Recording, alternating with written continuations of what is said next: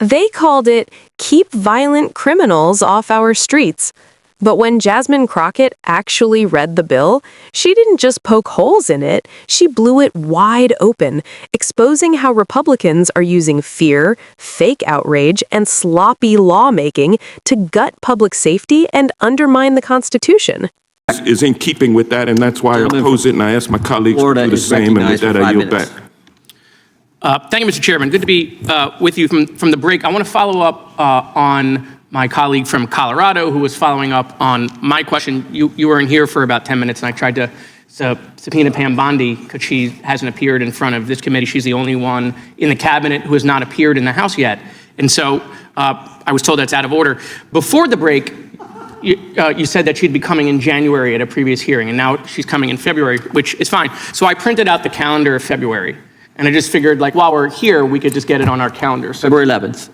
She's coming the 11th. That's my understanding. Perfect. Excellent. The 11th. Perfect. So, by the way, since you're on a roll, should I print out the other months so we can know when Noam is coming as well? Because the Homeland Security Secretary has always come at least once in front of Judiciary a term. So she's not going to come in February. I'll print March, April, May, June, July, August, September, October. And all you want. We'll work on getting the appropriate cabinet officials in front of the committee. We've had the director of the FBI. We will have the Attorney General in, 4 weeks.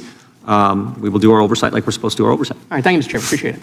I didn't expect to get that answer. I was going to go a lot longer, but you saw the calendar and you just spit out the 11th. When Mr. Neguse asked earlier, I knew it was early February. I just didn't know which day. We've been negotiating with when we can make it work. Their schedule, our schedule, when we're in hearings, when you're not shutting down the government. Now I know the key. Now we know it's the 11th. Now I know the key how to get stuff out of you. I just got to whip out a calendar and all of a sudden. Whip out a calendar, put a yellow tie on it. Will the gentleman yield?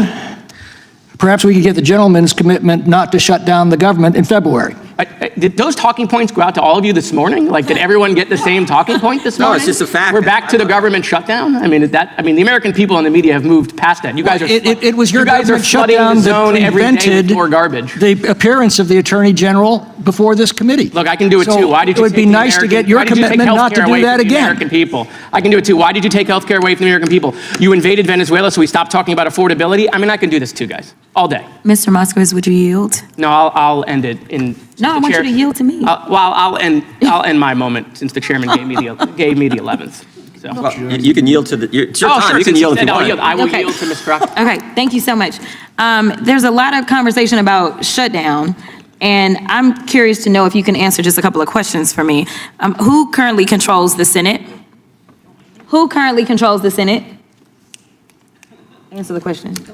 The Republican. Thank you. Who currently controls the House? The Republican. So if there Is this the same test that the president gets when he does the? I think it is. I think it is the one that he claims that he actually passes. But nevertheless, so if the government shuts down again, would it be on the Democrats or the Republicans? The people in charge, the Republicans. Okay. I just thought that my math wasn't mathing. And then the last thing that I have for you, actually, Mr. Chairman, is there any reason that we can't get the Attorney General to come in before your January 31 deadline? Because it almost sounds like y'all are projecting that y'all are about to shut the government down, and then you will go ahead and use the excuse that we were shut down and so she couldn't get in. We're scheduled for the 11th. She'll be here the 11th. Oh, okay. I'll yield. Gentleman yields back. The gentleman from New Jersey is recognized for an amendment. Let's go to Ms. McBath first. We have one more speaker on the bill. Okay, I think the gentlelady from Georgia, and then we'll come back to the gentlelady from Texas. Thank you, Mr. Chair. And I'm going to actually talk about the bill. Okay, so this bill would actually defund the police, eliminate essential public safety resources from local communities, and actually punish crime victims for policy decisions over which they have no control. It is cynical, misguided, and it's wrong. Republican fear-mongering about bail is just one thing, but it's another to play partisan games with law enforcement, crime victims, and our safety. This administration has already eliminated and canceled hundreds of millions of dollars that support vital public safety functions and essential services for crime victims. But this bill goes further, weaponizing our nation's cornerstone crime-fighting program, the Edward Byrne Memorial Justice Assistance Grant Program, also known as Byrne-JAG. Law enforcement agencies across the country rely on Byrne-JAG funds to fight crime. The funding reaches every state and supports every congressional district, red, blue, urban, suburban, and rural, and now that and that is actually how it should be. Public safety is not partisan, as it has become here in this committee. In Georgia, Burn JAG grants provide direct financial support to innocent victims of violent crime, including victims of sexual assault, domestic violence, and child abuse. These grants help combat elder abuse and human trafficking. They support sexual assault response teams and put the latest forensic tools in the hands of law enforcement and first responders. They fund data analysis that helps Georgia make smart, evidence-driven policy decisions around public safety, criminal justice, and victim services issues. And they support training that raises standards statewide. That is just the tip of the iceberg. I could go on and on about the many uses of Burn JAG funding in Georgia, which is, my district, or any other state or district in this country. Public safety matters to all Americans, and there has never been a partisan litmus test for Burn JAG support. That's how it's supposed to work, and that's how it has worked for almost 40 years. It's a model for how the federal government can support state and local communities. But this bill would disqualify jurisdictions from receiving Burn JAG funding if they don't fall in line with Trump's partisan agenda that is not based on fact and it's not based on truth. This bill would penalize states that have modeled their pretrial detention systems based on our federal courts, which boast an arrest rate of less than 2% for individuals arrested for a new offense while on federal pretrial supervision. It would even disqualify jurisdictions where the most violent offenders are not eligible for bail, like in federal court where dangerous offenders charged with violent crimes are preemptively detained. How does any of this make sense? The American people deserve to be safe in their communities. They don't need more partisan hype. We've heard enough of the partisan hype here today already. We should be working together to support states and localities to reduce crime and hold dangerous offenders accountable. I urge my colleagues to join me in opposing H.R. 5213. Thank you, Mr. Chairman. I yield back. Gentlelady yields back. Gentlelady from Texas recognized. Thank you so much, Mr. Chair. So as many of you know, I not only represent Texas, but I have obviously represented well over 1,000 people in court as it relates to criminal defense cases. And so this is something that I know a little bit about, and I don't know if y'all truly understand what it is that you put into writing, which is why we shouldn't just do knee-jerk things, and we should be very thoughtful as we are crafting legislation. So some of you may or may not know that both Texas and Tennessee are pursuing constitutional amendments to allow judges to deny bail for more violent crimes, moving beyond current limits where bail can often only be denied for capital offenses, kind of like what that ICE officer committed, because usually when you execute somebody that way, you could be charged with a capital offense. And so in a state like Texas, it is already a situation where that kind of officer should be soon to be defendant would actually then go in before a judge, that judge would arraign him, and then that judge would make an assessment. And just because you're charged with capital murder doesn't necessarily mean that you are going to be denied bail, but that is such a serious offense and serious accusation that constitutionally it is one that has been historically justified as a means to hold someone without bail. And the reason that we don't hold people without bail is because we have this little nasty thing called the Constitution.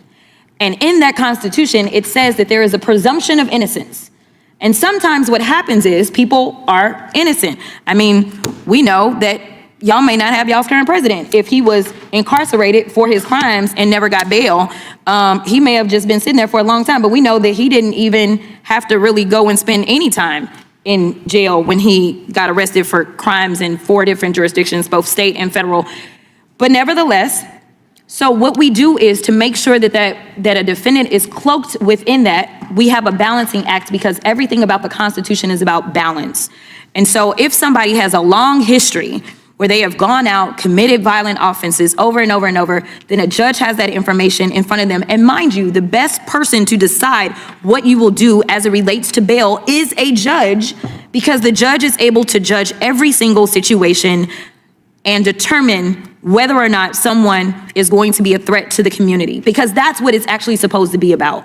Bail is not supposed to be punishment. Punishment is supposed to come after the fact. Bail is supposed to be to assure that someone actually shows back up. So if they have a history of fleeing, that is something that a judge takes into consideration. If they have a long criminal history, that's something they take into consideration. If they are facing a significant amount of time, which is why when someone is accused of a capital offense, such as this ICE officer who should be facing significant crimes, then they look at the fact that maybe like in a state like Texas, if you are facing a capital offense, you are facing death or life without possibility of parole. And so when you are balancing this, you have the ability to judge the credibility of the witnesses that are going to come before you and testify about why that person may or may not be a threat to the community. You have the ability to make these assessments. For us to take away tools does not make sense because we don't know every individual situation. You are taking power away from the judiciary. And so I think that that's also problematic. But let me continue on. The reason that I say that I don't think that y'all thought this out very well is because what is the meaning of substantially limits cash bail? Because when Texas and Tennessee decided to go in, they decided to limit how many people could actually get cash bail. They have decided that they want to deny even more people cash bail. So you may end up cutting off funds to Texas as well as Tennessee because they literally are in the process of changing the Constitution to actually limit how many people qualify. So you may want to go back and read your language, or it's okay if Texas doesn't get the money because, you know, we got a surplus. So anyway, I will yield my time. Gentleman yields back.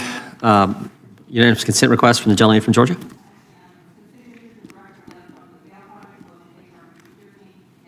This hearing was supposed to be about crime. Instead, it became a masterclass in why reckless legislation makes America less safe. Jasmine Crockett, a former criminal defense attorney, didn't rely on talking points. She relied on experience. While Republicans tried to sell the Keep Violent Criminals Off Our Streets Act as tough on crime, Crockett calmly dismantled it piece by piece. She exposed the core truth.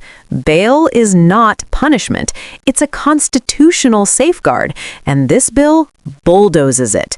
Even worse, Crockett revealed a stunning contradiction.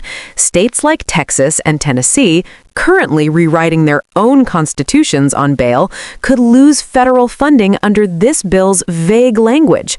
That's not law and order, that's legislative malpractice. Then came the knockout blow. This bill doesn't empower judges, it strips them of discretion, replacing real-world judgment with political rigidity. In the name of public safety, Republicans are attacking the very systems that actually keep communities safe. This wasn't partisan noise, it was a warning, and judging by the silence on the other side of the aisle, they heard it loud and clear.